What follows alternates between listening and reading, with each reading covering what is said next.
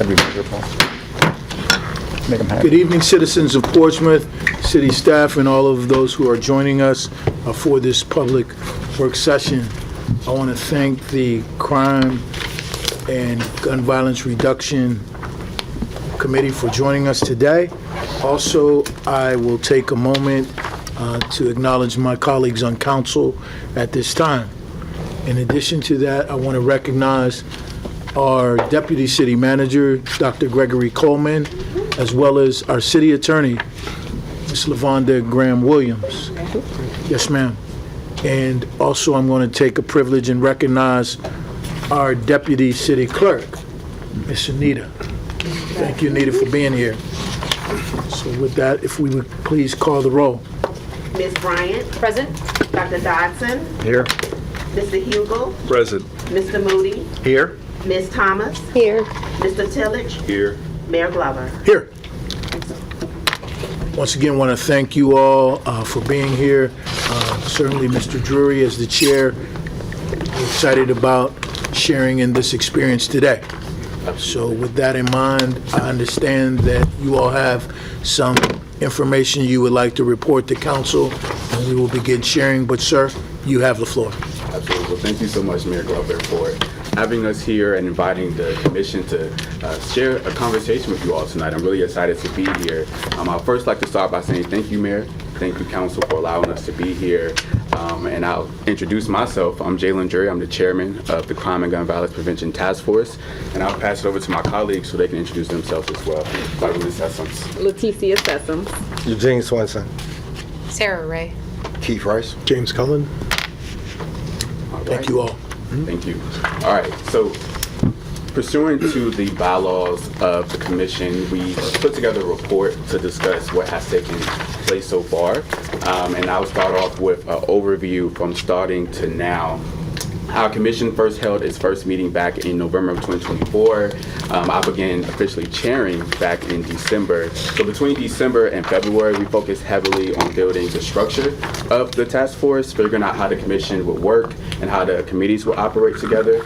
We received early guidance from our city council liaisons and the city manager about previous city efforts and the history of the work of preventing violence in Portsmouth, which helped us get read in and grounded in our work ahead.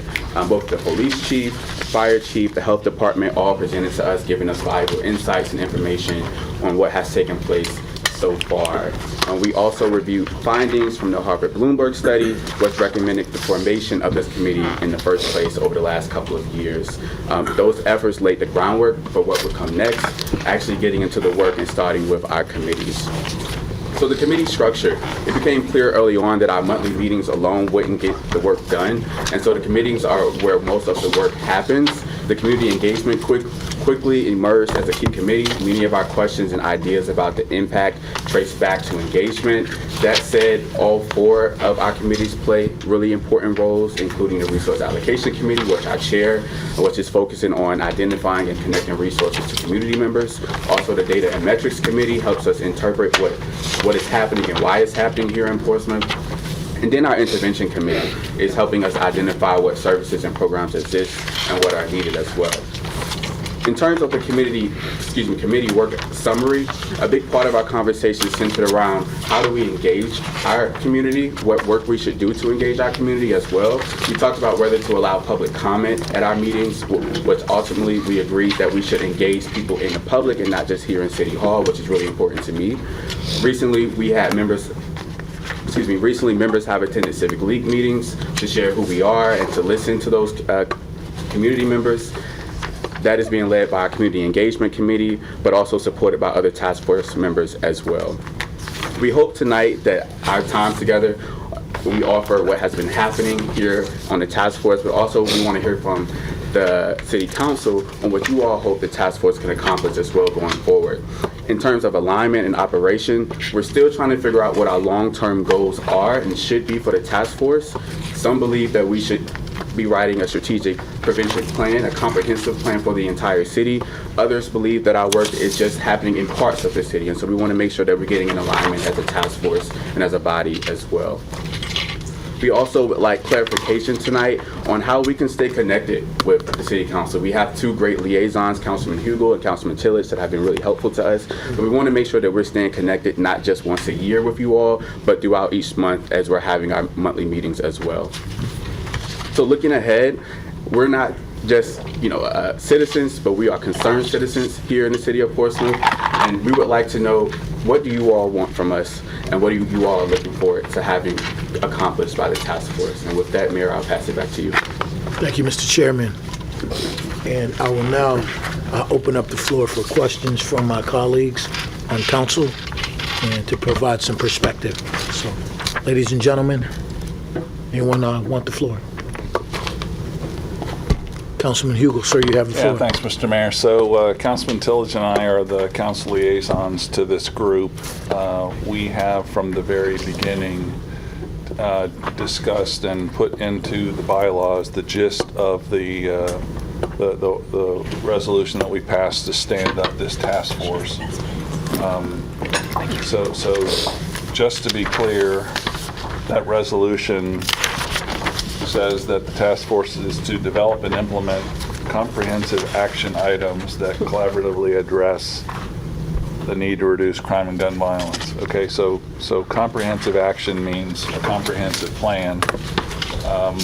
We've talked about that in the task force, and I think one of the stumbling blocks to this point has been the process that we have been using to procure consulting help to be the advisors to the task force. So city manager put together back in November, December timeframe a statement of work that was advertised. We got one respondent to that advertisement, and so given that we only had one respondent, but there were some of us that sensed that there were others out there that had the capability, city manager decided to re-advertise with basically the same statement of work. The second time he advertised, there were no respondents. And so, that was after, I know, Mayor, you made phone calls. I made phone calls. I'm not sure if Councilman Tillage did, but in any case, reaching out to folks that we thought would have the capability to help in an effort to try to coax them to respond to our request. Still no response. Recently, the city manager received an unsolicited proposal from a group over in Hampton and forwarded that response, that proposal, to Councilman Tillage, Ms. Matthews. Where's Ms. Matthews? Is she hiding? She was in the hall. Okay. So Ms. Matthews, Councilman Tillage, and I, and asked if our opinion on whether we thought the proposal that was provided unsolicited was worth pursuing to hire as the consulting group to the task force. My feedback to the city manager was it wasn't clear to me that the respondent had experience doing the kinds of things that we think, or that we, I think, hope could advise the task force on, having some experience doing crime and gun violence intervention in other places. I think, I won't speak for Ms. Matthews, but I think she has also offered her opinion back to the city manager. And so at this point, we are stuck in neutral to get a consultant hired. And so I told the task force as they were preparing for tonight, be bold and ask for what you need. And so one of the things that I heard the chair ask, are we really doing something comprehensive or not? I think our direction from the outset has been that we want you to engage in a comprehensive action plan.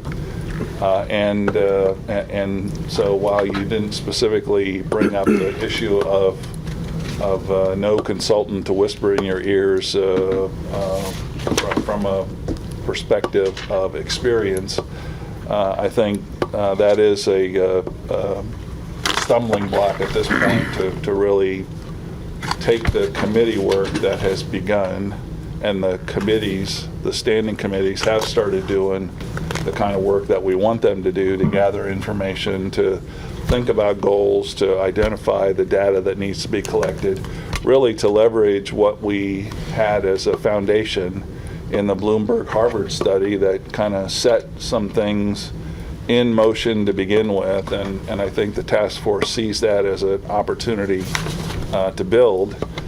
At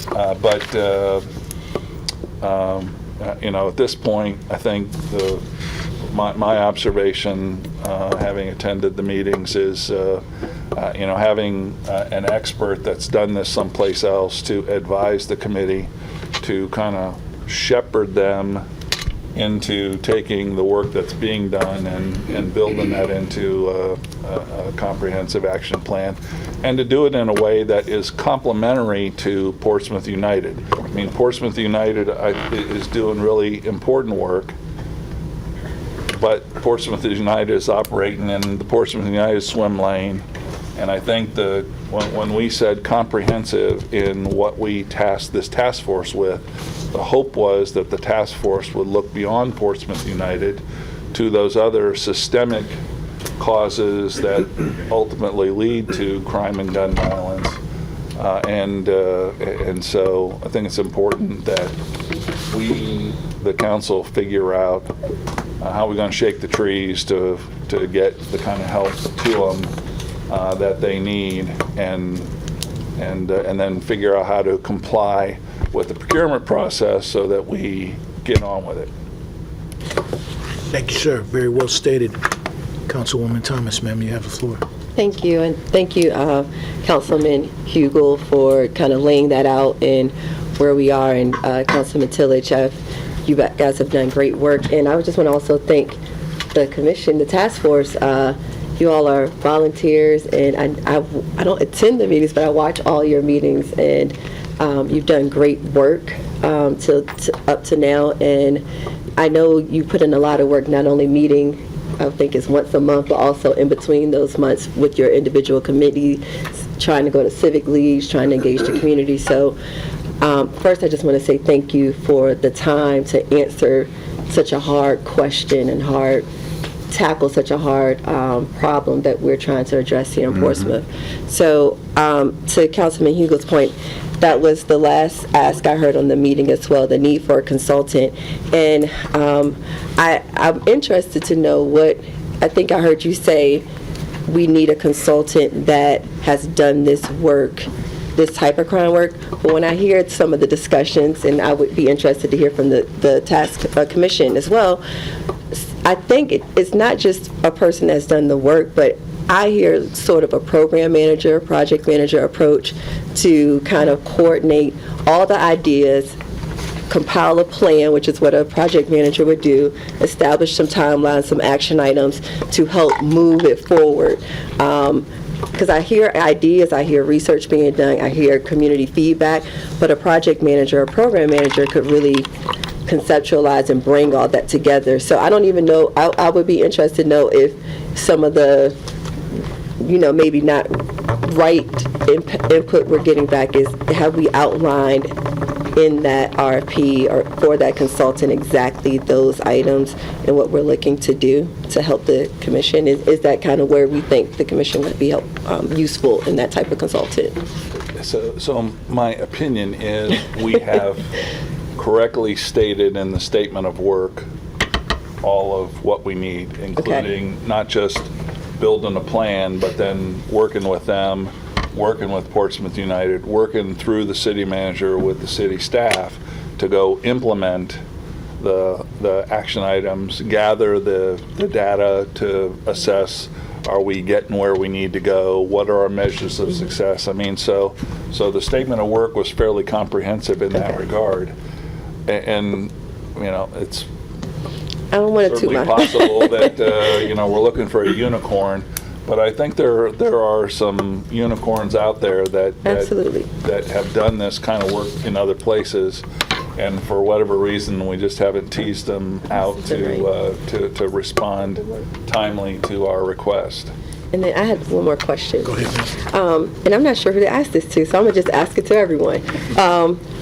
What is the question that we're looking to answer with the task force? Is it, what are our drivers of crime? What are our, you know, what are our action? I heard action items, but what is the first question that we're kind of looking to tackle? Is that an appropriate question to ask to this task force? That's something you're tackling right now? Yeah, Mr. Okay. Mayor, I think that is an appropriate Okay. question to ask, but I actually would defer it back to council. Okay.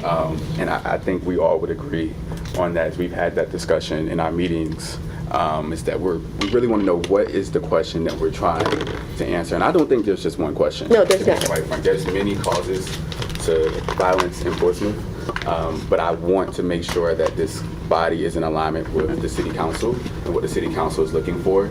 And so I know that everyone here wasn't on council when this body was established, but I would like to pose a question back to you all of what question we're trying to answer as a body and as a task force. Very good question. And I'll ask my other colleagues chime in at this time.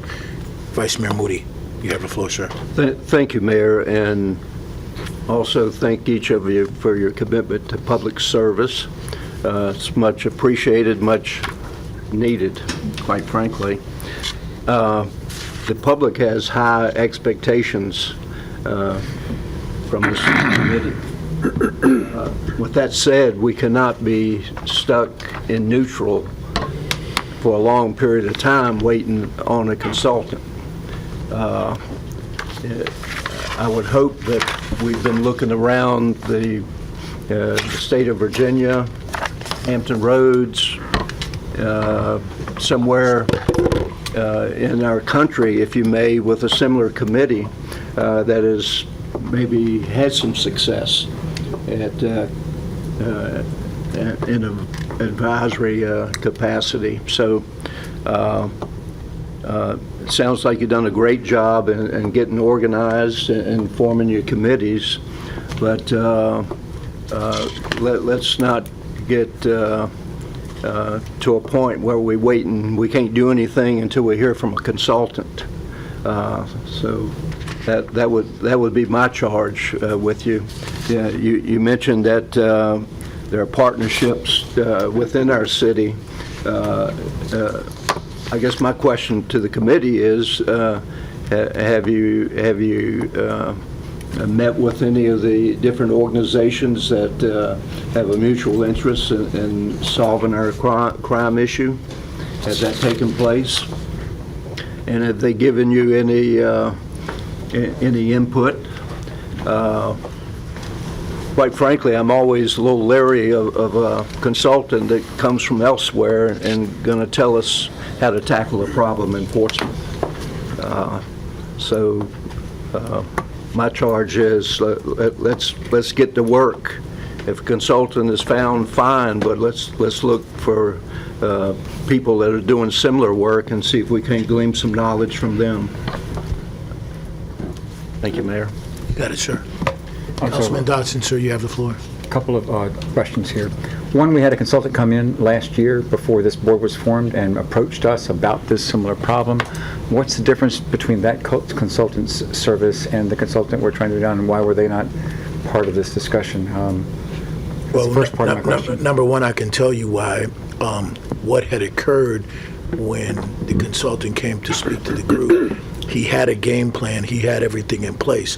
Unfortunately, there were members of this council that did not either sign on to it or agree with the approach. Consequently, I've had conversations with that particular consultant, and quite frankly, he was a little bit caught aback, and so he decided that he had other opportunities, and therefore he couldn't commit to the city of Portsmouth. He came with a very strong track record and success in this industry, and he's very sought after. That being what it is, we can move forward, but that is what happened. Thank you, sir.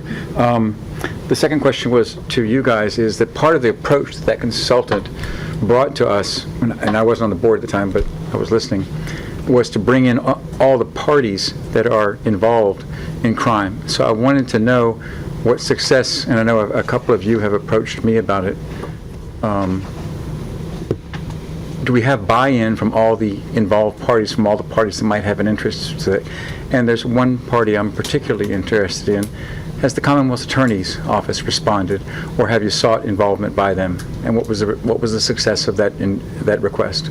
Councilman Dodson, that is a great question. We've actually had discussions over the course of our last couple of meetings about bringing in not just folks that are on this body, but also the key players from the city, different departments, to sit on this body, the health department. We've talked about including them and adding them to the board, but we have not reached out to the Commonwealth Attorney Office. I actually, over the last couple of weeks, started to think about what that would look like of including them in this work as well. But I will also note there are examples from other cities like Roanoke who have put together a task force and a commission to reduce crime, and that body consisted of over 25 people. It wasn't just community members, but it was the health department, it was other departments in their city, other agencies as well, and so we have examples to look towards, but I think that is a discussion to continue to have of what it looks like to add other folks to this task force and not just members of the community, because we can't do it by ourselves. So my suggestion, I don't know, I'd have to ask the rest of the board if they felt similarly, would be to make that list of people who are key players in this and see could we get them buy-in, and you guys propose what that should look like. I'd love to see that. I don't know how to. Yeah, I think we'll have that discussion and we'll work with our community engagement committee to see what that looks like. Okay. Thank you. Thank you. Councilwoman Brandt, ma'am, you have the floor. Thank you, Mayor, and thank you all for being here and for your work. It's very clear that this is in its infancy, and there's a lot that we don't know, you don't know, but we're trying to form. So I can understand that that's a very unwieldy process, and that a consultant would be a key component of this to kind of solidify what direction we're going in. So to Mr. Drury's point, I was going to ask what examples do we have from around the state, and if Roanoke's a good example for us as a similar city size and situation. I think it's really useful for us to be looped in on that, what is working in other areas, and what are consultants doing in either Hampton Roads municipalities or across the state. Who are they? Do they have connections? And forgive me, you guys maybe have gone down this road. So again, this is us kind of working together, but have we looked at what their connections are, what they're doing? Can they speak to anything that we might need for direction? To the question that Councilwoman Thomas asked, what goal are we setting here? What question are we trying to answer? I can see why a consultant would be really key in helping us define that and set forth the course, because you cannot possibly do this without further help. So this consultant piece is obviously very, very key at this stage that you guys are in. Portsmouth is very unique, but we do know what some of the drivers are for crime. Obviously, we have talked about it extensively, and there are a tremendous number of people in our community that are doing work to address those drivers and answer those questions. So I would prefer if the task force focuses more on solutions than causes. Not to say causes are not important. Of course they're important, but I think those are more known to us. So spending time on solutions and looking at what other gun and crime task force committees around the state, around the country are doing, I think is where we're valuable at spending our time. And obviously you guys dividing into committees, subcommittees, have already taken on that work.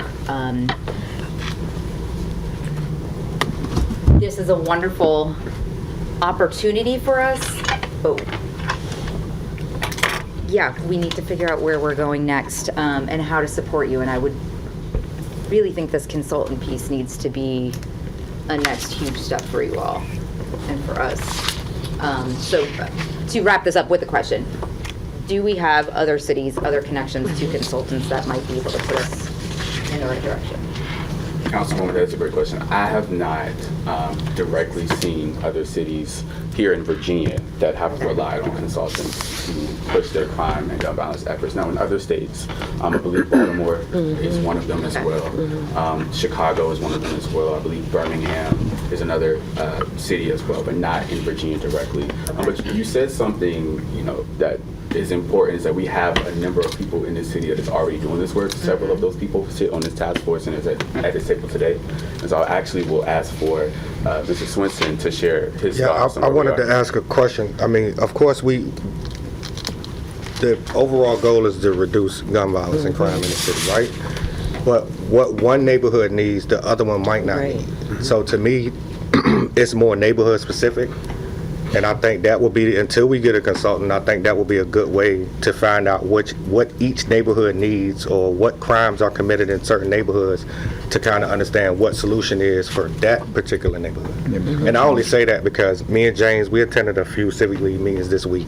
As much as we could, because we knew this joint meeting was coming up, as much as we could before we came here. And product issues were a little bit different than what maybe say Wilson Ward or Prentice Park Brighton. They all were kind of different in a sense, some a little greater than others, crime still.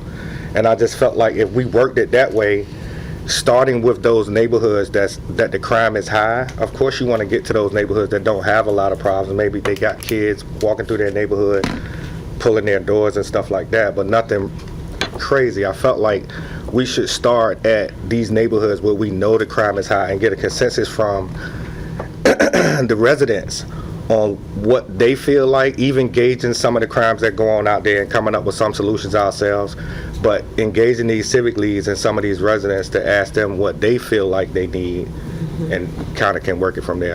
I was just wondering, do y'all feel like it's neighborhood specific, or is this one plan gonna work for the whole city? I kind of felt like it should be kind of broken down into areas. You could kind of work a little bit more effectively. Even with the work that we do, you're told to kind of target certain places first, versus, all right, we come up with this whole plan for the whole city. Like I said, what works for one neighborhood might not work for another neighborhood. So I feel like while we're waiting for a consultant, like me and James, he came up with something really good where he has a calendar with every Civic League meeting in the city, what time they meet, who is the contact person, and once somebody from that committee makes contact with that committee, they go in and they plug it in. Hey, this is where I went. They took notes. This is what they said. Like, even when we was leaving, we was kind of excited about some of the work where I called Chantel, like, I got to just pull up on you and tell you what they said, because some of the stuff was like, these civic leagues some of them are really, really well organized. Some of them we went to before we could even ask a question, it was in the paper. We pretty much had their own reports. Some from specific residents, some all the residents complaining. Like, I just used Carter for an example. One of their biggest issues is the people sitting in Afton Square. It wasn't really what we thought it was when we went in, but it was more so that they're real. They communicate with each other a lot. If they see something, you know how I forgot who said it. Somebody was like, the chief, if you see something, say something. They live by that out Craddock. So if you get these people in the right situations and they're free to talk to you, they didn't really care who was there. They want their neighborhoods clean, and I just feel like, and even I told Chantel, like, let's use a neighborhood like Southside. Southside doesn't have a civic league, right? Yeah. But Portsmouth United just hired violence interrupters from out there. So I know who he is. I called him like, hey, why don't you be the representation for that neighborhood? Why don't you put these town hall meetings and civic league meetings together for this specific neighborhood, and we'll just show up. So it helps us because we're going to get information directly from these residents out there, one, that don't have representation. Two, it gives that violence interrupter that works for Portsmouth United a little bit more credibility for that neighborhood for even bringing it together like that. So that's my 2 cents. And this is, I'm sorry, Mr. Mayor, but this is why we thought it was important to go into the community. We spent an entire meeting back in February discussing what community engagement looks like for this body. And we came across figuring out that we need to go out and not just stay in City Hall to engage with folks. And if we can invite people in, but it makes more sense to go out and talk to people at the Civic League meetings. I just wanted to mention that. No, very good. Thank you, Mr. Joy. Councilman Tillage, and then Councilman Hugel, and then Councilwoman Brown. All right, thank you, Mayor. Councilwoman Thomas. Thank you. So I think, sitting here listening to some of the conversation, it sounds like we're deciding whether it's a citywide plan or a neighborhood plan. Ultimately, it's a city plan. But the city plan is broken down into neighborhoods. So I don't want us to get caught up in this thing of whether we're going to do one neighborhood or if we're going to do the city. Our city's comprehensive plan is broken. It's called the city comprehensive plan because it covers the entire city. But inside of each part of that plan, it breaks down different parts of the city. It's the same approach here. To your point, Mr. Swinson, with the visiting the civic leagues, you just provide some excellent information. We need to be able to capture that data and be able to capture and record what these people are saying in these neighborhoods. So I think it's part of the plan moving forward when we're visiting civic leagues, whether it's out in Churchland, Cavalier Manor, Craddock, wherever it is, tailoring, sending out like neighborhood assessments, having those individuals in those neighborhoods fill out those things so they can tell us, they know what the issues are, they can tell us, you all capture that information and bring that back as part of the plan on how we're going to solve those things. To your point, in Craddock, from attending civic leagues, like you said, one of their biggest issues is the loitering of the Afton Square. So how do we now help them fix those problems? If we're going to go out to Wilson Ward, what issues do they have? And so I think if we can develop a neighborhood assessment, and ultimately I think this is part of the plan that when Bloomberg Harvard provided the recommendation for us to create this plan, to create this task force, was for that task force to be the arms and legs of council, to help us to go out and retrieve that data.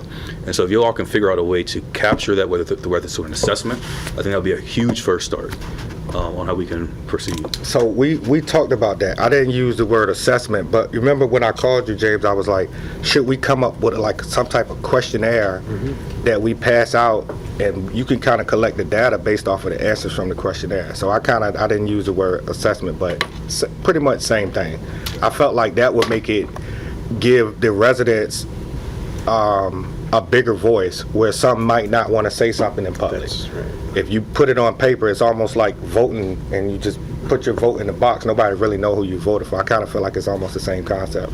So I do feel like that would be a great way to get a lot of this information in. And definitely, I understood about it's one plan for the whole city, but exactly, do we want to break it down in cities and break it down in areas and pretty much have each area covered with what they need and just to complete the whole plan? I'll say it like that. Yeah, and I think to that point, I think with the what's it called, the Community Engagement Committee, is having those members, divide and conquer. You might have one or two, you and Mr. Cullen went out to some civic leagues this week, and maybe have a couple people in that same committee go out. We went separate places though. Oh, gotcha. Exactly. You're able to cover more territory. Right. To help get those assessments, and I would recommend when you do the assessments to make it electronic. So they can go on their phones, fill out whatever it is, maybe have a QR code. Right. And that way that data is coming right back to the city of Portsmouth, to you all. And then based on that, like I said, you can start generating solutions or start to ponder, okay, well, these are the issues, how can we direct it? And sometimes it's as simple as, I know from one thing we've learned from like Rock the Block is some things are as simple as somebody's yard is covered in bushes and stuff that now allows a breeding ground for crime. That could be easily taken care of by making it sent to the proper city department. Right, like now you got people hanging out in front of Exactly. it and going in there staying at night, and you got a whole bunch of action going on. But like you said, the root was it was abandoned first. So I got you. Councilman Hugel? Yeah, Mr. Mayor, so I don't want to leave the council with the wrong impression that this group is waiting on a consultant to do anything. Yeah, we're not waiting. And so the report kind of hits the wave tops. I think it'd be helpful if we invited each of the working committee chairs just to talk about the work that you've already started, because I get the benefit of sitting in the meetings and hearing the discussion, but the rest do not. So I wonder if we can just go round robin to the committee chairs and have them talk about the work that's already in progress. Some of this that Commissioner Swenson and Colin already spoke to, but maybe a little more deep dive. Mr. Cullen, start us off. Before you do that, why don't we just allow Councilwoman Thomas to have her question answered, and then we could go around and let you guys kind of update us to what you all are doing collectively. Ma'am? Oh, okay, well, You I'll have the be floor. very brief, thank you, because Councilman Tillage already kind of stated what I was going to say regarding overall comprehensive plan and how what you were saying, Mrs. Swenson, is part of that comprehensive plan. And then I keep writing down drivers. I might be using a different word than some other people, but to what Councilman Tillage, that speaks to what Councilman Tillage was talking about in terms of collecting information from those communities, civic leagues, to determine what is the driver of crime in their specific community. And so it could be overgrown bushes, not enough lighting. We know that poverty is a big driver of crime as well, but it looks different depending on different neighborhoods.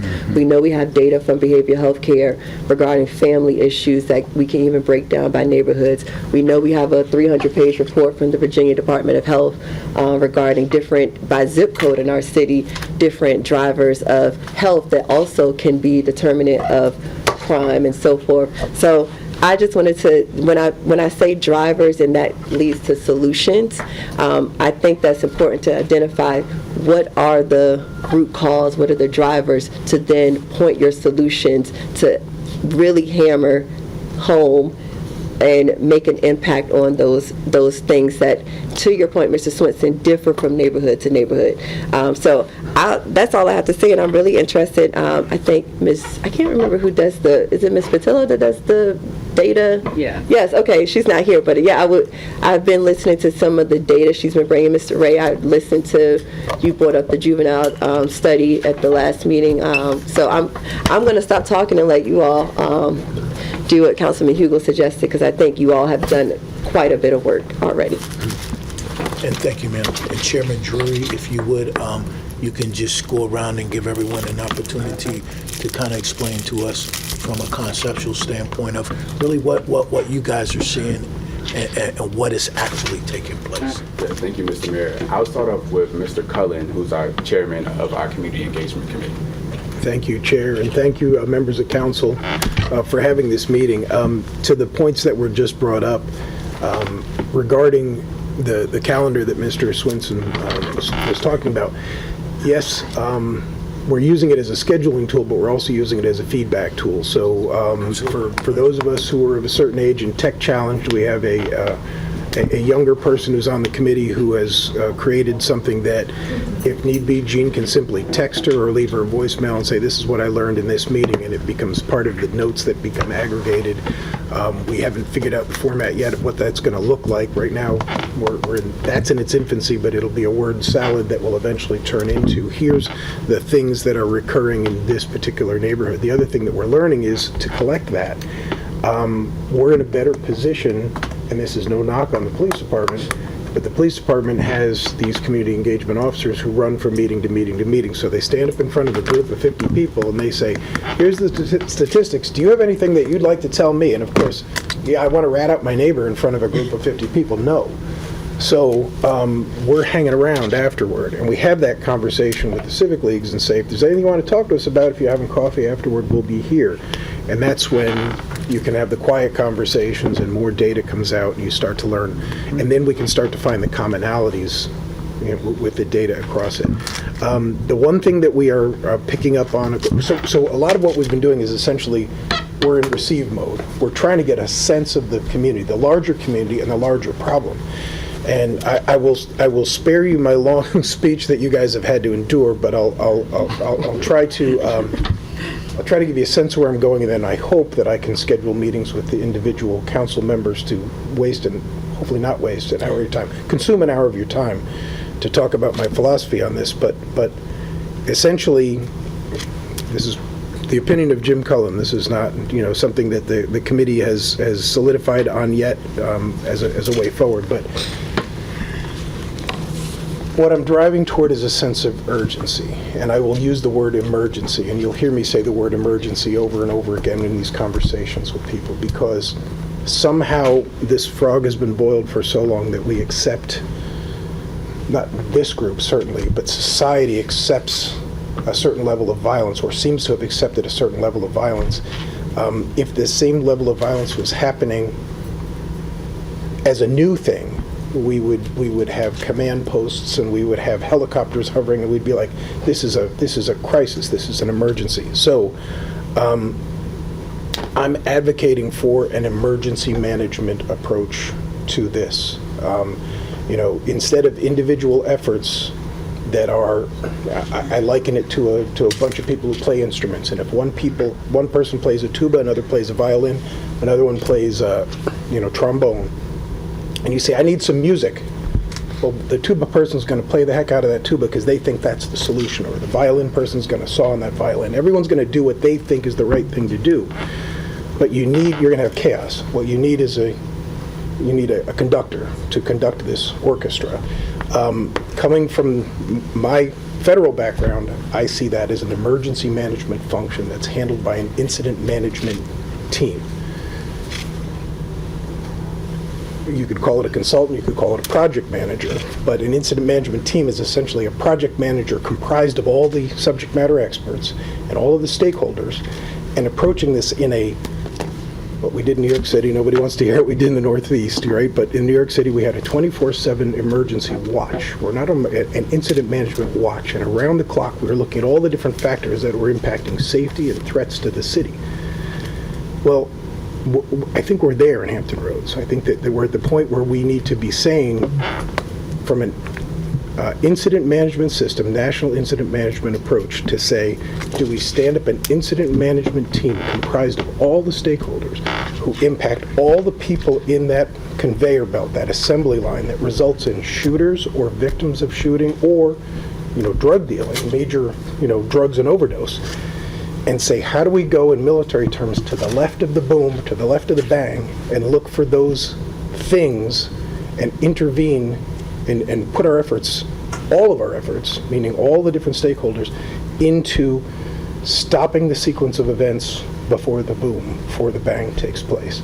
So I've had meetings, and I'll try not to go too deep into this, but I've had meetings with the emergency management officials here in the city, with emergency management officials in Norfolk, and with emergency management officials in Chesapeake, and other local officials and people who would be involved in this. And generally speaking, I seem to be getting consensus that we need to approach this as a regional incident that needs to be managed, or an emergency that needs to be managed, because the crime doesn't stop at the city line, the causative factors don't stop at the city line. So I'm proposing, and I don't have this fully fleshed out to put it in the form of a proposal, but I'm proposing that we begin trying to think of looking at this as a public health emergency, just as if there was a swarm of bees going around and killing people, or bad seafood was going around and killing people. We would be moving with a 24/7 sense of urgency to attack this problem. And a lot of people, not this room by any means, and none of the people in the back row by any means, but in larger society, a lot of people are going to have to look in their heart of hearts and say, why are we not treating this as an emergency? And we can all philosophize as to why, but for me, this is an emergency. There are people dying, and we need to treat it as an emergency, and that means freeing up the funds, meaning emergency management type funds, emergency management type authorities, and a 24/7 watch that says we're going to get at this, and we're going to, treat it just as if there was a flood or something that was happening, rapidly. So that's the long story. That's the real short version. But if you have an hour, I'll sit down with each of you individually and try to talk about it. But I'm proposing that we look at this as a regional incident to be managed. Thank you, sir. Thank you. Mr. Rice? So, a lot of things I've been asking for since we've started is really getting into the communities themselves.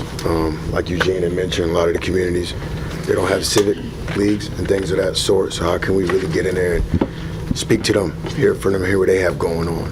A lot of the things I've been asking for as well is collecting data from, our courts and things of that sort. We get a crime report update, which I think is great, but I would love to, see what's going on with some of the courts in the return.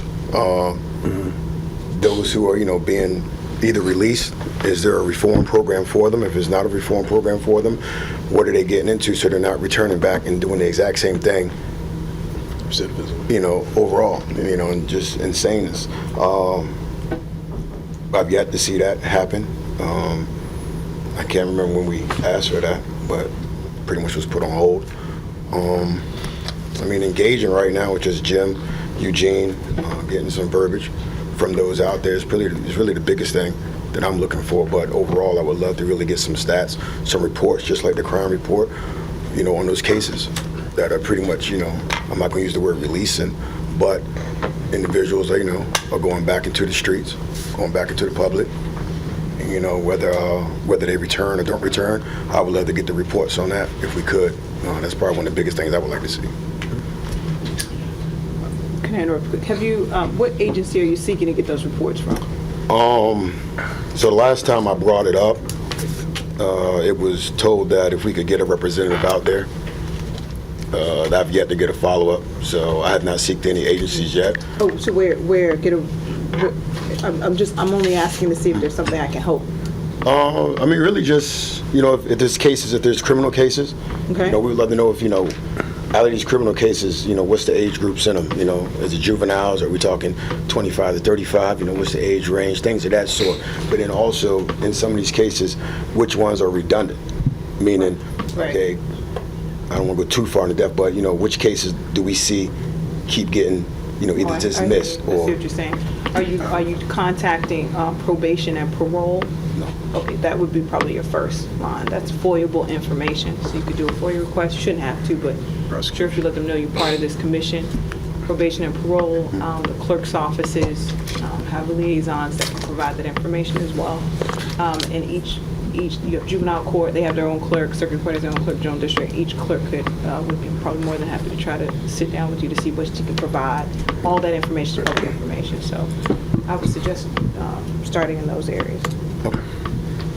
Thank you, ma'am. Sarah?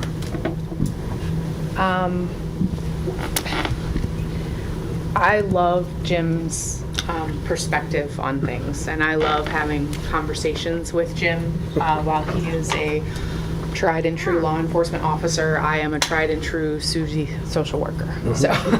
So we look at things through a different lens. I have a couple of my own thoughts. One is the core group that met as part of the Bloomberg study. I believe those people are the people who are in positions of power and can help us gather resources. So I would love to see some of those entities be a part of these conversations. Sure. I know some of them have moved on and they might be replacements that need to be brought up to speed, but it would be really nice to have those people engaged.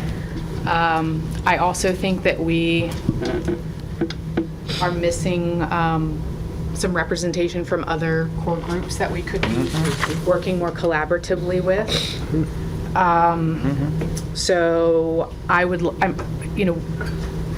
we can't solve the crime problem in 9 months.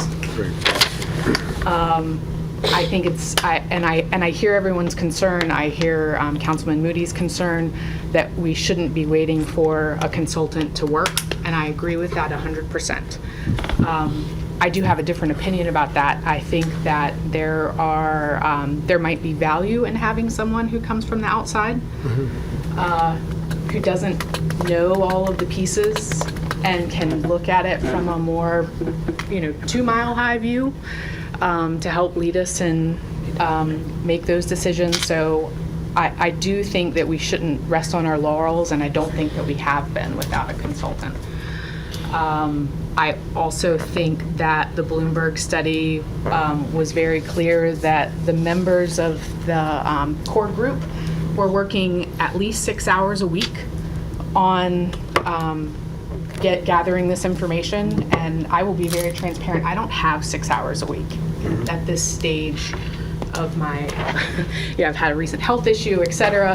I think that if there was even a staff liaison, I know Ms. Matthews has been working really hard. I don't want to speak for her. I'm not sure how much time she has to dedicate putting things together. But I think a staff supportive person might help us gather information. And it would also be helpful for me personally. You know, we have city emails, but we don't always have access to them.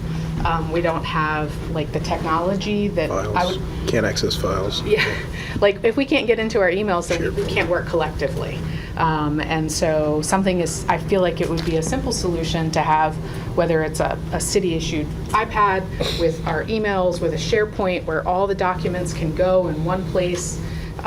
Because if we can't work together and share information in a FOIA-able, appropriate manner, then we're working backwards, in my opinion. If I could just chime in on that, for clarity from a I'm sorry, technology can I stop standpoint. guest from just one Go quick ahead, second? ma'am. I think the mayor had directed that we were going to talk about what each committee was doing, so I don't want to lose track of that, so we stay on task. Okay. But also, the mayor directs who speaks in Gotcha. the order so that we don't have too much chaos, so if we could just wait until we're recognized. So, Thank you. Mayor, I just wanted to interject that. Thank you. I have the floor. Were you done, ma'am? Yes, I have various opinions. I do thank you for redirecting us, Ms. Graham-Williams. I'm not the chair, so when we were going around, I thought we were just talking about chairs at first. I am on the Data and Metrics Committee. I'm not the chair of that committee, Ms. Patillo is. And I have not met with her outside of this group, but I have had recent health stuff, so I haven't been as available as I would be normally. I was, because of my previous connection and working with the Department of Juvenile Justice, I did know how to access all of that information. And so pulling that up, I think, from a data metrics perspective, I questioned the information that we were using from the Harvard Bloomberg study, whether or not that was still the most accurate. Having worked with teenagers my whole life, I know that post-COVID things look very different. And I know that crime data looks very different for us now. So I am interested in making sure that we're pulling in as much resources to make sure that we are all trying to solve the current problem and not a problem from the Harvard Bloomberg study. Got it. Thank you. Can I also just speak to her Go ahead, issue ma'am. on the IT? Yeah. As members of the commission, you have access to city staff like everyone else, so you could call IT to get your email, how to access it from the internet. What you want to avoid, obviously, is using your personal devices so that you're not subject to the That's all FOIA we have, ma'am. requirements. I'm sorry. No, that's fair. That's fair. So, and if you speak to the, let these issues in real time known to the liaison, and they can get it back to staff so that we can respond accordingly, so that we can fulfill your needs. So I just want to make sure that you had to circle back to what you were. That would be helpful. Yeah, I want to make sure that we're moving efficiently, so Yes. thank you. Very good. Thank you, ma'am.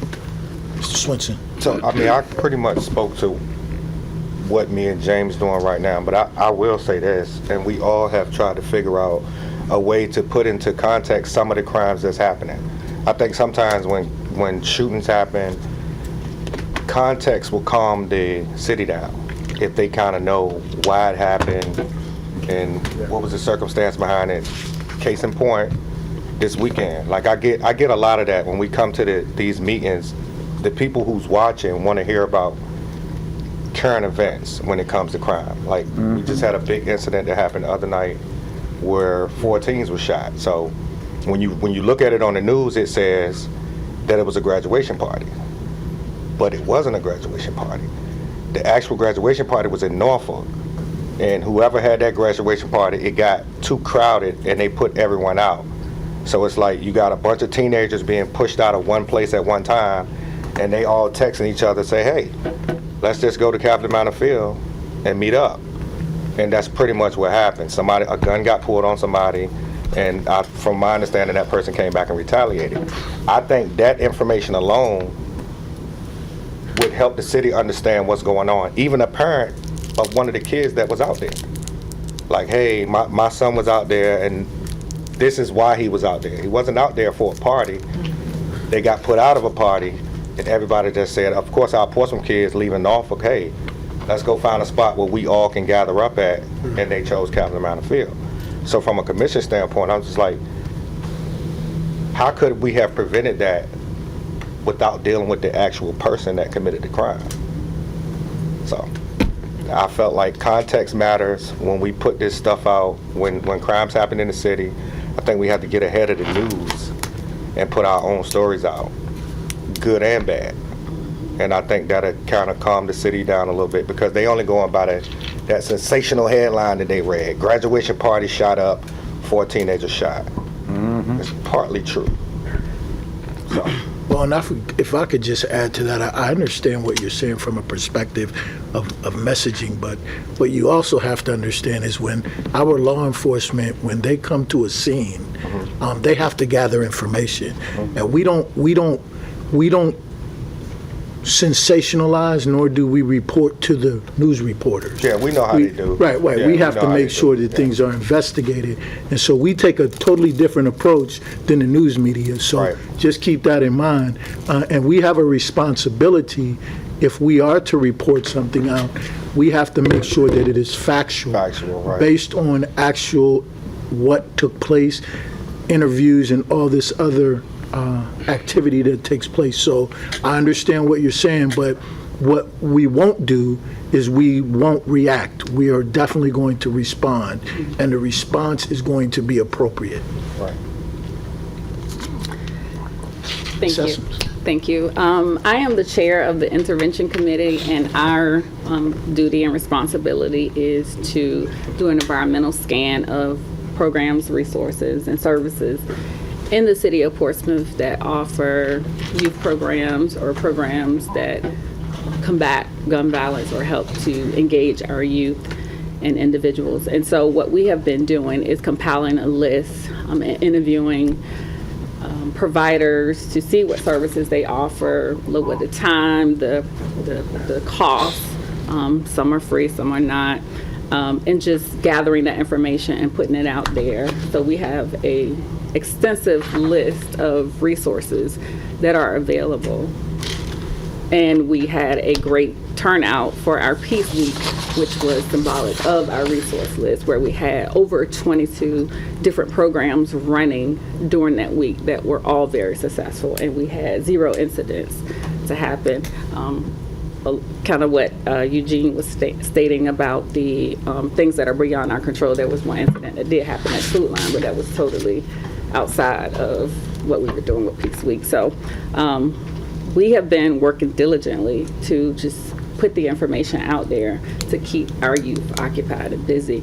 And that includes Portsmouth Behavioral Health Department, Police Department, Portsmouth United, food banks, Parks and Rec, all of the entities, grassroots organization, churches, anything that you can think of, any resources that are available to the citizens of Portsmouth. We have begun to compile that list. Okay, very good. And Chairman Jr. Yeah, thank you, Mr. Mayor. I'll note just off the top, I apologize on behalf of our task force. We're used to having open dialogue in our sessions. Which is totally fine. No, that's fine. I don't want to change anything. This is just we just the orders necessary in this setting. That's all. I don't want to knock anything that you're doing. I'm sorry. No, absolutely understood. Just wanted to make that point that we have open dialogue to have more efficient conversations at our meetings. I wanted to apologize, Mr. Mayor. But along with chairing this task force, I also chair the Resource Allocation Committee, and we've been doing work to compile a database of all of the databases that already exist, right? We know that there's resources across the city of Portsmouth, but members of the community don't always know about those resources, and so we want to make sure that it's in one place and that folks are going to have access to them. And so we're finding resources about funding, about programming, and a lot of that work is going to intersect with the Systems Committee, and we want to make sure that everybody has access to that. So that's one of the things that we are doing as well, and we hope over the summer we'll move forward with finishing up compiling a database, and hopefully in the fall that we can get that out to the members of the community as well. One of the last points I'll make, and I want to acknowledge and thank Mr. Rice and Ms. Ray for bringing up some of those points. Although they are not chairing committees, they serve on these committees, and they brought up some important points about having someone from DJS come into our meetings, but also making sure that our infrastructure and outlooks are working. That is something as chairman that I have not had access to my email in 2 months, and I've been using my personal email. Although we spent the first meeting and a half discussing FOIA and not using our personal information, right? And so I just wanted to make that point, is that we spent a lot of time talking about following rules and guidelines, but we have not had the IT and the tech to do so, to make sure we're doing the work on behalf of the citizens of Portsmouth. So I just wanted to make that point as well. And in terms of Mr. Swenson's point about how we communicate with the public, I take your point, Mr. Mayor, and I agree. We spoke with the police chief, and he comes to our meetings often. He talks about how they can't do everything, and I agree, and they're doing an excellent job. We see the numbers that we have right now, which is due largely to the police department. But there is also a piece that is missing to crime reduction, which is broadcasting the progress that we're making in the city, but also broadcasting what else is happening. We can look to Baltimore. They're doing a great job at that. When there's an incident that happens in their city, a few days later, someone else in the city will go out and talk about it publicly. We can't do that on a day-to-day basis because everyone here has jobs, and we meet once a month and we have our committee meetings, but there has to be some way to publicly talk about the progress that the city is making outside of the police forum, outside of city council meetings. There has to be another way, and so I think that's a conversation that we've been having at our meetings with Mr. Cullen and Ms. Matthews. And the last acknowledgement I'll make is that Ms. Matthews has really been our North Star. Yes. She's been doing an excellent job at making sure that we have everything that we need, even though she manages Portsmouth United. And she's on the phone with me every day making sure I have what I need as chairman. So I just want to thank her and also our city council liaisons as well. So I pass it back to you, Mr. Mayor. Thank you, Mr. Chair. Very well done. Go ahead, Councilwoman Bryant. Thank you, Mayor. And this communication point, I think, is so important, what you all have said. I think there's a huge opportunity here, especially given what happened this weekend, to respond in a positive way. And I do not want us to miss the opportunity to understand how important communication is. And I think having someone, like you just said, Mr. Drury, maybe a couple days later, once facts are in place, we don't want to be too early on this, but circling back and saying, this is what we're doing in response. Some kind of marketing campaign addressing, I am certain that the majority of the city does not have any idea what you all are doing. People are living their day-to-day lives. They're not following the Crime and Gun Task Force, but they need that reassurance, and there's a huge opportunity within our city's marketing department to implement some sort of campaign about Portsmouth being serious about crime, potentially being in a public health emergency, whatever direction we want to take. But communication gives people security, it gives people information, it brings us together, it makes us feel like we're all informed and we're all on the same page, rather than working in pockets. And what we need to do to tackle this problem is come together as an entire city. I would really like us to look into marketing ways that we can address sharing information, oversharing information about what we're doing and what direction we're heading. And I understand that we still need some organizational things in place to really firm up that messaging, but we need to do it. We need to do it quickly, and this is a really great opportunity given what happened this weekend. To the point that Mr. Swinson made about what did happen this weekend, have you all looked into, and are there opportunities to connect with kids in high school that are on that text thread saying, we're going to this field?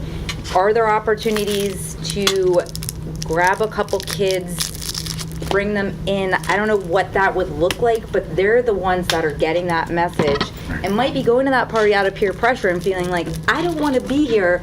I'm afraid something's going to happen. Let me text my contact and give them a heads up that we're all driving from Norfolk to this field. Is that something you guys have looked at? Does that seem reasonable? What are our options there? Mr. Mayor, I'll pass it over Go ahead. to Mr. Swinson.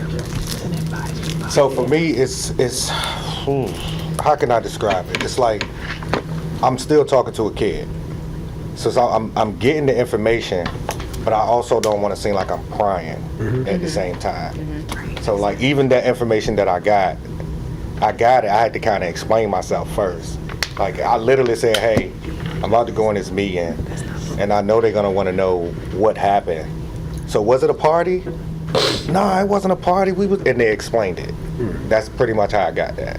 So I think it is a way to do it, but why wouldn't we get the residents to talk to their own kids? How about we push them to get some of this information from their own kids? Even when the Bloomberg study said created an app, to create an app, some of this information that we're trying to get out could just go to the app and the person would be able to receive it without it just, like you said, blurring out to the public if you don't have all the facts. But and I only mentioned that, I shouldn't have used that incident this weekend in context. The context, what I was thinking about when I said it was, I remember a time where two brothers was fighting. They was in their 50s. Like a 56-year-old shot a 53-year-old, right? But when you look online or you look places, all you see, it's another shooting. It's another shoot. They still out here shooting. But I think if these same people had context, like, hey, it was two older brothers fighting each other and one pulled out a gun and shot the other one, I think they would be a little bit more like, oh, okay. Feel like it's isolated versus I'm afraid to go outside. Because I think most of the stories that come out, they make people afraid to come outside. And I think it's just some of the stories you might want to feel like that, but some of them, if you know the context, you would be a little bit more at ease with what's going on. So, Can I just a point of Mayor Williams, you have the floor. of direction in terms of the role that this commission serves. We don't want to drill down too much into the active day-to-day. That's right. You all are an advisory body, and that's not to take away what you bring to the community by being boots on the ground. I'm not saying that, but we have to be careful that we're not directing this body to do something that are boots on the ground type action. I think the way you've had this discussion was perfect. You know, you talked about the solving that, but I just, this is a higher level authority to give recommendations to the council and the departments to drill down on those things using these recommendations. So I just want to make sure that we're not giving the wrong direction as a body to this body. We're high level to the other departments. Can I respond? Absolutely. So based off the work that I do outside of the committee, how would I relay that information that I get by the work that I do where the commission could use it? You're unique. You get what I'm saying? You're unique. I mean, Right. that you bring that. I'm not saying you don't bring. No, it's I'm like- Eugene. I like that. I'm not saying you leave that at the door. Right. No way. I'm not suggesting that. But I want to make sure that my council understands that they're not to direct you. To do that, okay, I get what See you're what I'm saying. I saying? get That's what not you're their position. It's not your position. Right. You bring it to the table. That's great. That's That's what we got great. you on here. But advisory is the key. saying. For sure. Go ahead. Thank you. Mr. Chair. Hold on. I want them to say. I know, it. don't get- Go ahead, sir. Thank you, Mr. Mayor, and Ms. Graham Williams. Thank you for that clarification. I think this body has been waiting for that clarification as well. We had a misunderstanding from the beginning about the role that this body is supposed to play. Are we supposed to be advisory or are we a working group, right? And I think there's been some back and forth and discussion about what that really looks like, because my perspective from the beginning back in November and when I watched the meeting for 2023, we were to serve as an advisory role. But as we've started to get into our work, the guidance have been to really go out and do the work and bring it back to the full body and then bring it to the city council. And so we appreciate that clarification. I'm about to be a lawyer on you. Can I just? Yeah. I'm not saying that you can't also be a working group. Okay. And by working group, that means come up with the strategies that develop the recommendations that might be, hey, let's get some boots on the ground. Hey, let's get somebody in the communities to do this work. I'm not saying that that's not also part of it. It is part of it, but what I want you to recognize is that the key terms in your, and I looked over the bylaws and the statutes, are that you work collaboratively with the departments and the city resources, and it sounds like you guys are hitting that. Y'all are killing it, okay? That's not what I'm suggesting, but I think that they're not mutually exclusive.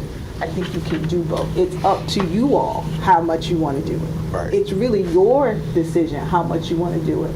And oftentimes when there's a disagreement and you can't agree, you're like, all right, we're going to ask the body to tell us what to do. And that really isn't the solution to solve it, because we're sort of like, hey, you tell us what you want to do. So I think if you just remember that it's not mutually exclusive, it's whatever the information and the data directs you to, that you're just advising us. We're just saying, hey, just keep us informed on what you're doing. You have the direction in your statute and your bylaws, and then the information that you all bring to the table.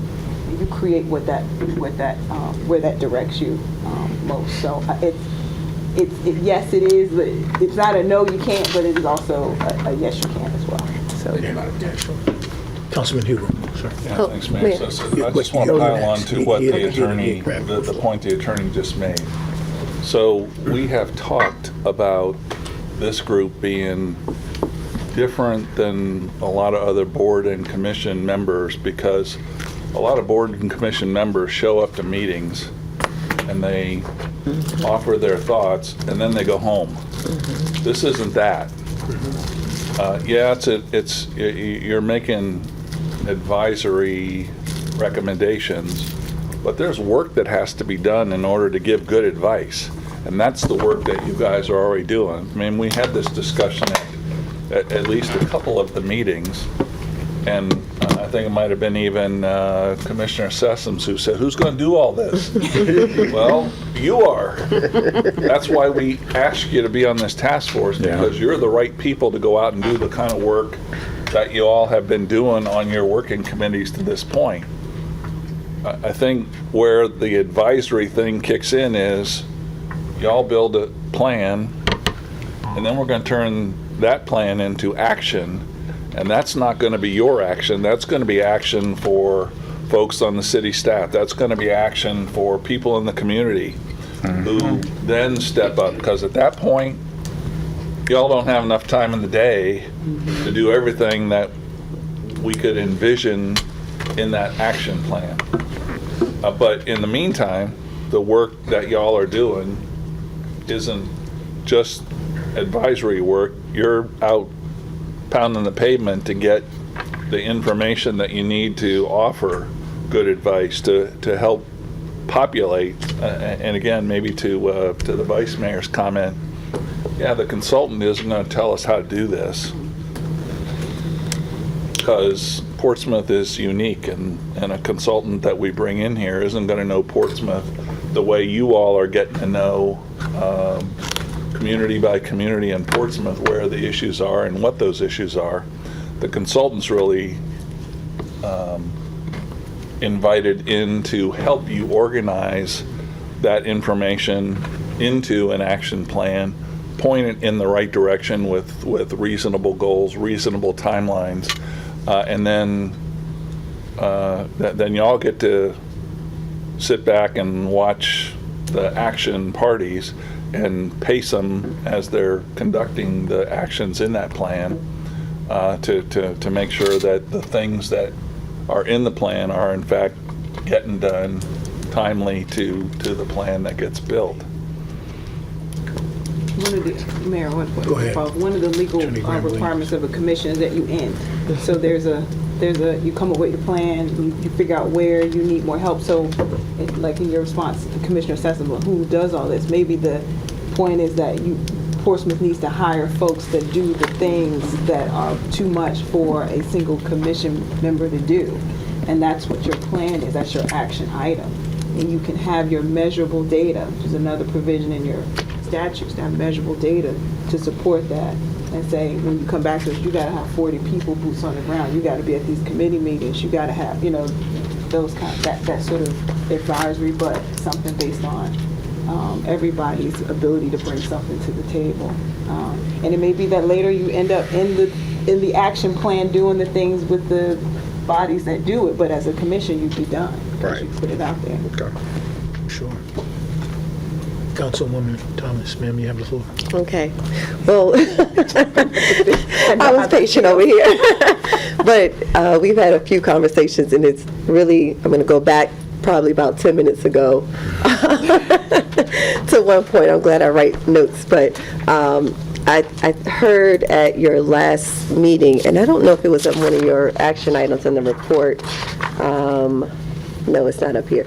As a request, you mentioned the need for communicating to the public, and you all mentioned having your social media and using the city's social media as a way to share that information. Have you all had any, I know, I think Councilman Hugel mentioned getting in touch with Peter, Art. Have you all made any progress in that standpoint yet? Because I do think that's important. Every citizen doesn't know that we have this commission, this task force, and understanding, you know, some of the data as you're gathering that information. I think it's important to communicate out to the city. Has any progress been made since that last meeting? Mr. Jury, sir, you have the floor. Thank you, Mr. Mayor. So our vice chair, Ms. Patillo, has been working over the last couple of weeks with really laying out what that should look like for this body.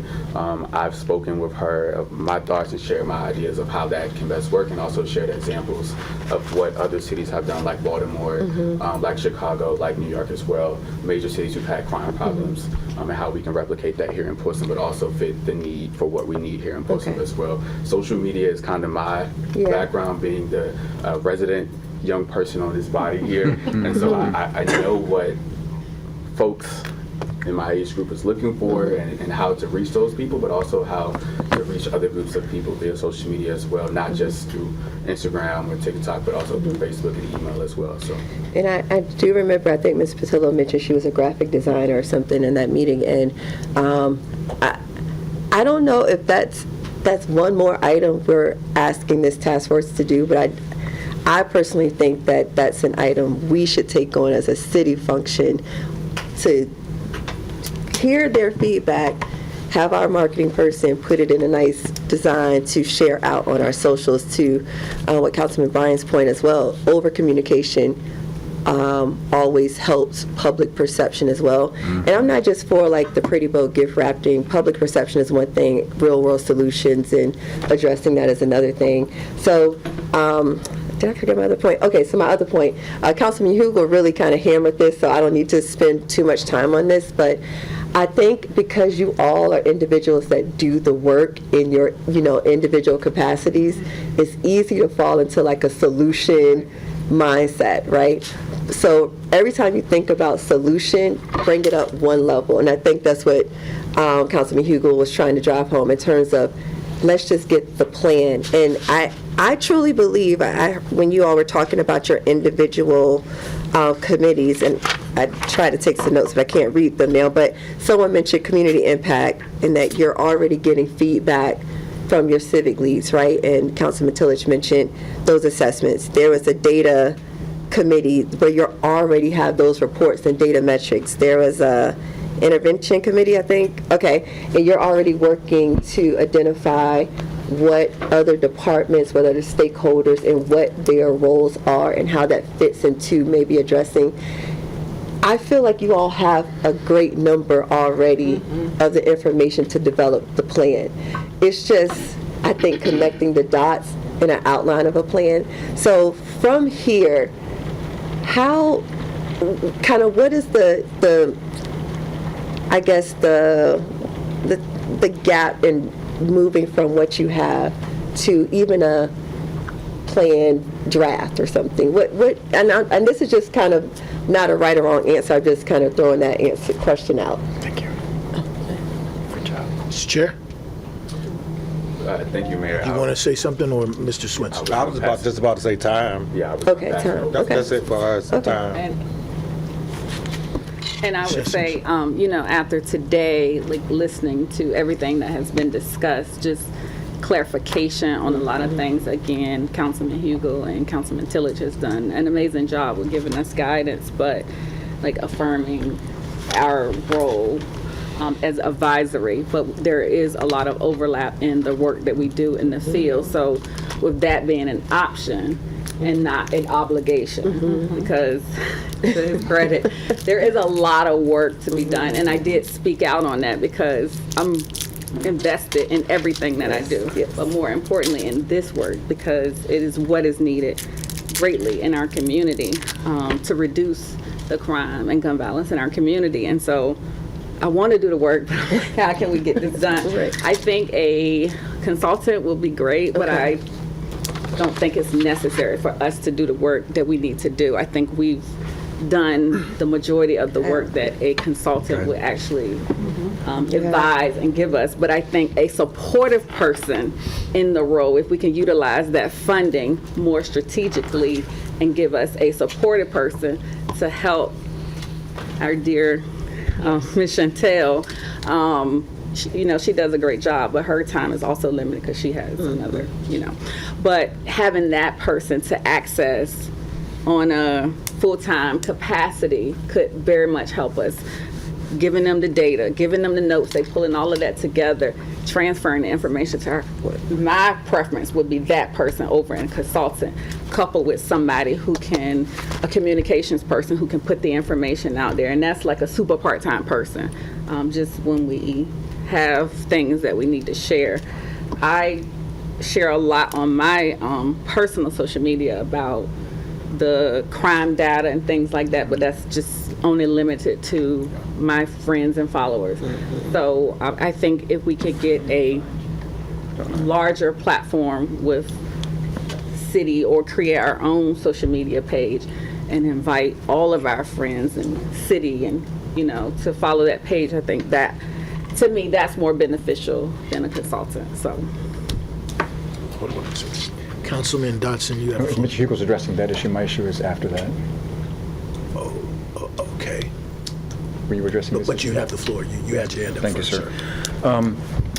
In the mandates here to your committee, one is the primary mandate is to forge community partnerships. And I think that strongly suggests the stakeholders. And I am so seriously concerned that we haven't yet assembled the full complement of stakeholders that we need in the committee. And I wanted to emphasize how important I thought that was to the committee to have those stakeholders involved. And I feel like I'd love to see a little more reach out and assemble a list of who we think is important and actively pursue them and their involvement. Ms. Sessoms, you have the floor, ma'am. thank you, Mayor. I think that we have made a lot of progress with contacting stakeholders. I thought that the Commonwealth Attorney that you had asked about earlier, for some odd reason, I feel like somebody may have made contact. I have not, but I thought it was discussed in the meeting, and it was pending, like no one had reached back out yet, but I could be wrong, so don't quote me on that. But there have been other stakeholders, the health department, sheriff department, who has been represented here in our meetings when we meet. I know there was a comment made tonight about having these representations be a part of the board.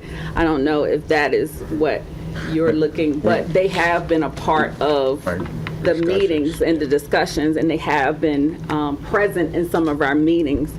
But it's just we don't have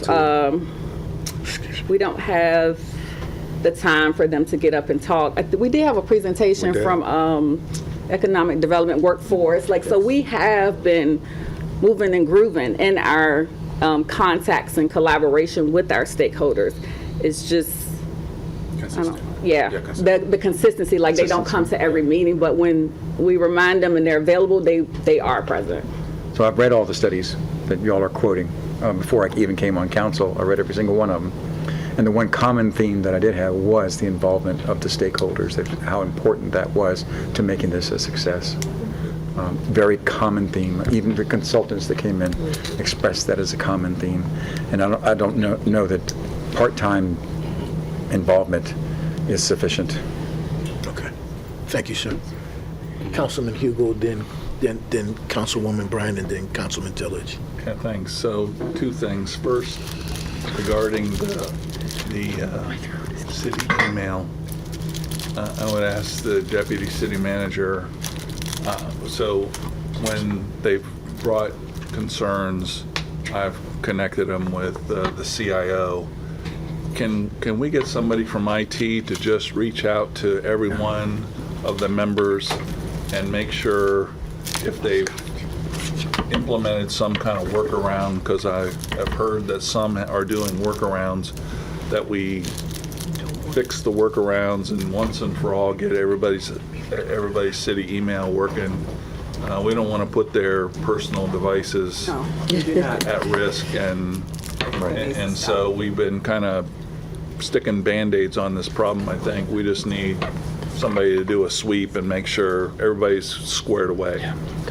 And then my other comment is aimed at Ms. Matthews. So to this question of communication. So you've been working on this app. Can you describe to everybody in here what's going to be in the app and where we stand on implementing the app?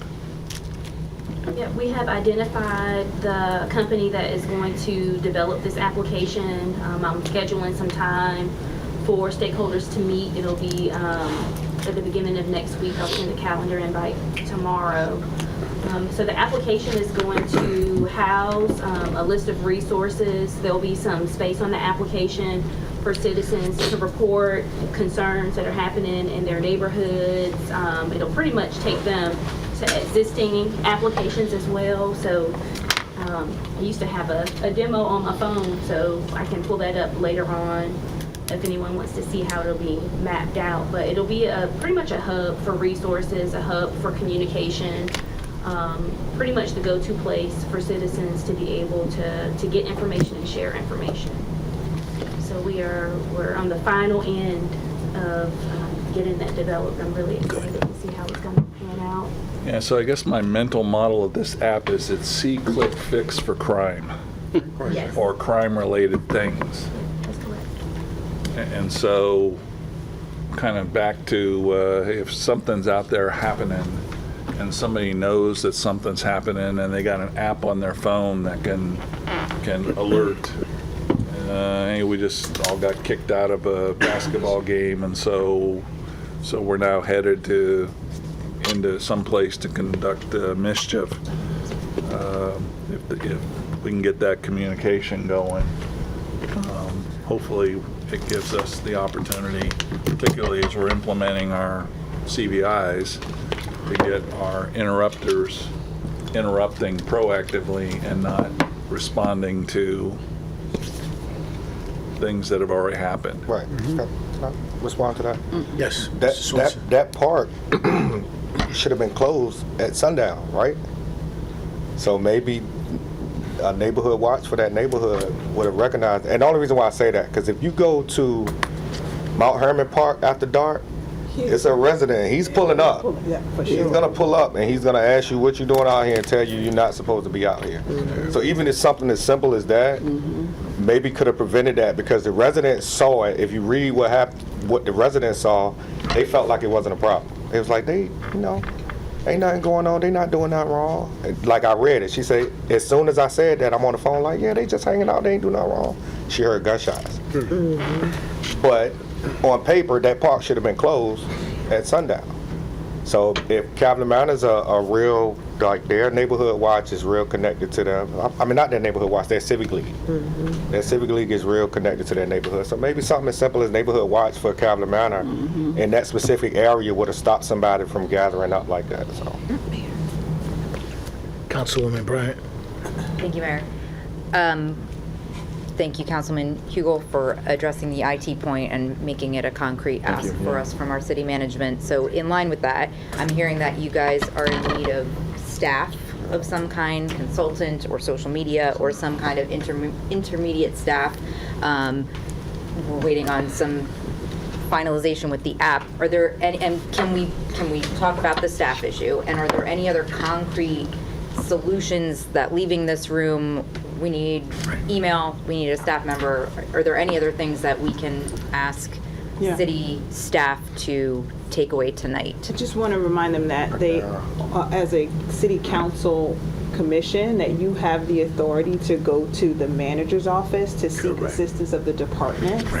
And so you shouldn't go directly to the IT person or directly to the marketing person. You should always go to the manager's office. So use that line, use your commission status to do that, and he's very accommodating, and he'll make sure it gets done very quickly. So you're an extension of council in that regard, so you want to make sure that you're going through the manager for all of those staffing needs. And one of the things before we turn it over, I would add to that is what we endeavor to do in our city is to have not competing voices, but one voice.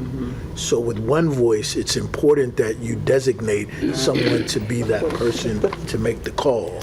Because what happens is, if you got 5 people doing it, things can get lost in the process. We hear you loud and clear, and I'll make some comments at the end.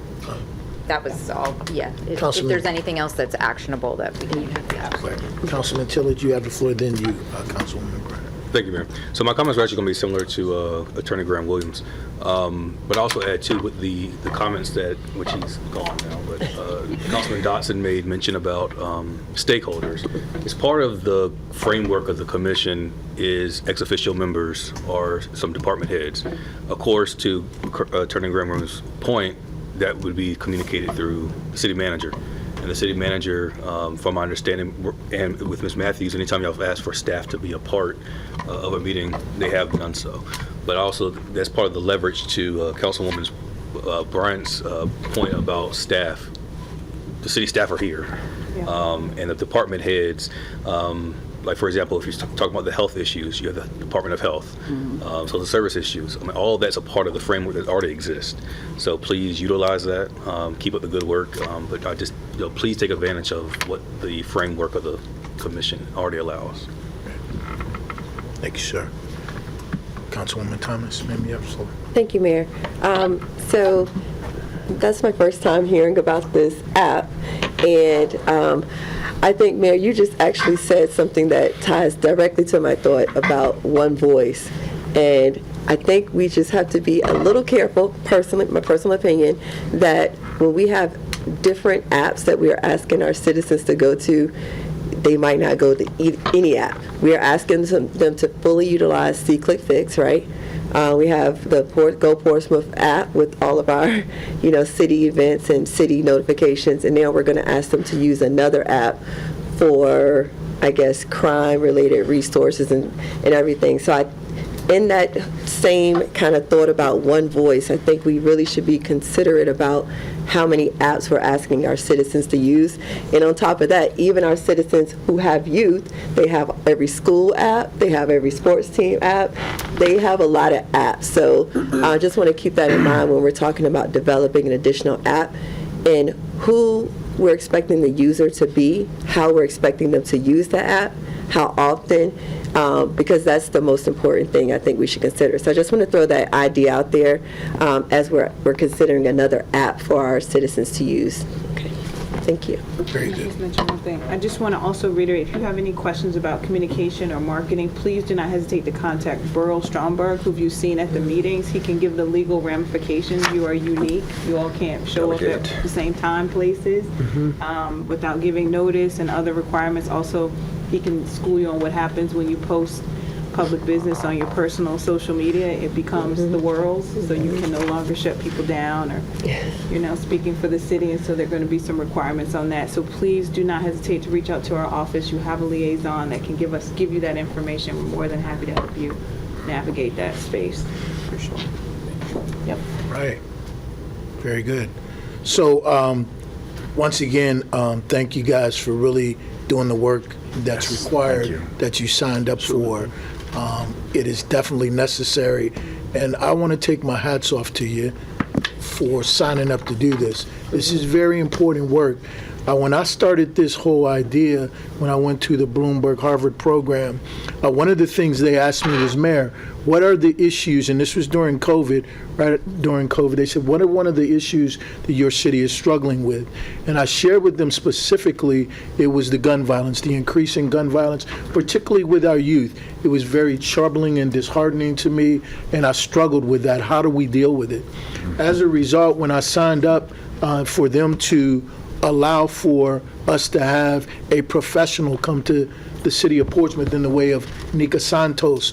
Now, many of you may not know, Nika Santos was a graduate student at Harvard who came to us from the Philippines. Now, what you may not know is the Philippines don't deal with gun violence with their young people. And so one of the questions that I asked her was, could you come here and really help us get involved? Actually, she's a school teacher at that time in the Philippines at the high school level. So a lot of good things were happening for us. So when she came here, put together the team, and we met, the whole idea of her study was to give us a blueprint. We needed a blueprint. We did not have a blueprint. And many of you who have read that study, I think there was some great data in there. There was also some great guideposts and directions for us to go. So much so, many of the direction and this crime violence task force was a part of that. Fair enough? So when we looked at that comprehensively, that was the beginning. I share with everyone that this process of dealing with gun violence is a everyday process, all the time process. It's not for a season. It is an all-day process, and it will require all of us to participate. I'll give you a couple examples. What came out of that relationship with Harvard and whatnot, I met with the mayor of Chicago. At that time, it was Lori Lightfoot, and Chicago was experiencing a lot of gun violence as well. She sent to me a copy of their app that they created specifically for their youth. You can't see it, but it's called My Shy, My Town. And the reason why they created this app, in this app they had summer employment, summer shy, what's happening, building and fixing things, community kickback events, computers, digital media, food, health and wellness, helping my community, jobs and careers, learning a lifestyle, mental health resources, music and art, nature, people and cultures, performance, post-secondary resources, reading and writing, scholarship and finance, science and math, sports and athletics. That was their comprehensive app that they created, and that was the app that I recommended that we need to see it as a best practice and use it when we put together our team. If you recall, we had a team on the ground that was actually doing that work every day, and it was a diverse group. You remember, Mr. Swinson, Sure. when we first came together to put that together. I say that to say you all are already engaged in a number of things that are getting us to the goal that we seek. It's a comprehensive, continuous process. I say that to just highlight a couple of things. The communication issue that you all spoke to, we will resolve that communication issue. There's no reason that we can't be all talking to one another, and we must talk to one another. So that's something that's going to be resolved, and we need to set a timeline on when we resolve it. It doesn't take a whole lot of work to get that done. The app, I understand that we're under development. It's been in development a little over a year. I know we've had some change and things happen, but that's a critical communication piece and tool that will enable all of us to put resources not only in our children's and our young people's hands, but in our parents' hands. What I didn't hear a lot in this discussion, parents. What is the role that parents must play in this process? We've got a lot of young people in our community that are not getting parental guidance. I understand what you're saying, but we had an incident in our city Saturday night. There weren't a whole lot of parents out there. No parents. So when you think about that, you're getting hundreds of young people in a place having fun for sure because they're celebrating one of the most important parts of their life, but there are no parents there. Parents are a critical part of any progress that we will make. So we've got the technology we've got to put together. We've got the app that we're going to put together. We have the data. I heard you all speak about data. I can tell you with a high degree of certainty, even it came out of the report, we had identified the areas where the crime is. We have the statistics. And we have the resources to enable us to make the necessary improvements that we are making. And what you are doing is critically important. I like the idea of getting more involved in terms of maybe having a door knock campaign. And in that door knock campaign, we gather some more data that's really intentional and really focused on how we move forward. But make no mistake, we are doing the work. You guys are doing phenomenal work, and collectively, what you bring to the table, we could not get there otherwise. I also know, for example, in the city of Newport News, I believe they hired a young lady by the name of Sanithia. And Sanithia used to be one of the folks who was with Cities United. Cities United is a program that's national, and they do that kind of work in the communities. I think that your recommendation of having a person in our city who handles that specifically, that would be a resource. It absolutely makes sense. Much like Ms. Matthews coming under the Portsmouth United program, and ma'am, I want to congratulate you personally. The work that you and the police department have done has been transformational in our city. But at the end of the day, we've got a good start. And what I want to leave us all with today is, let's build upon this, and it all starts with the relationship. Each of us has a role to play and a responsibility, but Mr. Swinson, Ms. Sessoms, Ms. Ray, Mr. Rice, Mr. Cullen, and Mr. Drury, you all have access to us. If there's anything you want to discuss, if there's something on your mind, we want to hear from you. And we don't just want to hear when you're stressed or things are not going well, but this first time I heard of the communication issue that you all are having. We don't need to let things wait 30, 60, 90 days before we remedy it. Okay? Is that fair? Because in the work that you all are doing, we and you need to know that you're supported in those efforts. But once again, if you don't talk to us or we don't talk to you, many things get lost in that process. And so I just want to continue to encourage you all for the great work that you are doing. And I know we're getting to a better place. I do pay attention to the statistics. What occurred in our city Saturday night is unacceptable, and it should not be tolerated at any level.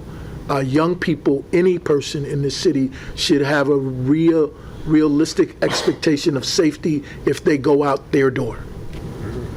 So we'll leave it there, but know that we are working through all those channels, the recommendations of having one voice, and we've talked about that as a council, having talking points to deliver what we desire to say to the community, because what we don't want to do is have 5 competing stories. Right.